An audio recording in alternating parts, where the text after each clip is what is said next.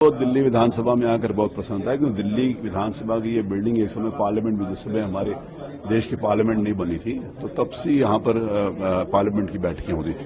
तो इसका एक ऐतिहासिक महत्व है। दिल्ली विधानसभा में आने का मेरा विगत कई वर्षों से मेरी इच्छा थी। आज जो नए निर्वाचित जो सरकार बनी है उसका पहला बजट सत्र था, तो उस अवसर के ऊपर मुझे यहाँ आकर बैठकर माननीय मुख्यमंत्री जी के द्वारा जो बजट प्रस्तुत किया गया उसके कुछ ग्लिम्स सुनने को मिले।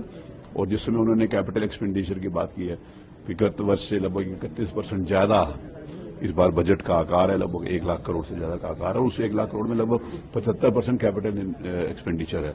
जो इस दिल्ली का जो असली स्वरूप ये सड़कों और माध्यम के नाते से, बड़ी बिल्डिंग के नाते से तो होगा ही, लेकिन इसकी आत्मा गांव गरीब में बसती है, बस्तियों के अंदर रहने वाले लोग, उनका उत्थान, उनका जीवन स्तर कैसे उठे, उनको कैसे जो आम सुविधाएं जो कॉन्स्टिट्यूशन में हमारे को अधिकार प्रदत्त हैं।